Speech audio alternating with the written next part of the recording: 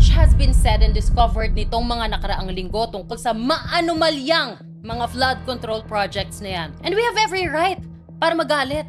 1.9 trillion pesos since 2011.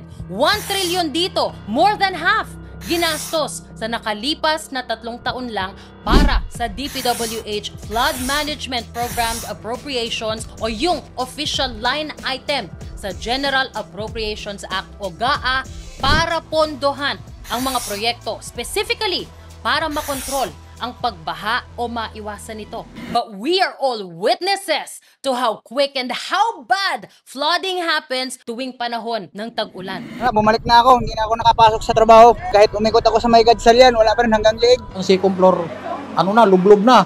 Hanggang liig na nila daw. First time ko makita ng ganito kataas na baha na grabe po na nasa na yung flood control project. Tapos, makikita natin, nagfa-flex ng kung ano-ano ang mga kontraktor ng mga palpak na flood control projects na yan.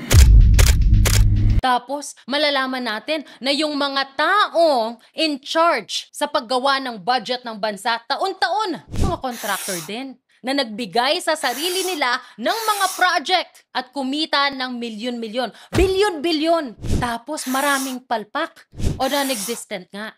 Ghost projects. Tapos makikita natin yung mga anak nila, mga kamag-anak, kung saan-saan nagpupunta at kung ano-ano ang fine-flex online. Ang mas nakakagimbal sa lahat ng yan, ang kakapal ng mukha na idamay pa si God o si Lord sa blessings nila. Sabi nga ng boss namin dito sa PGMN, it's as if God sent those floods to expose these scalawags. It's as if God wanted to tell these, enough!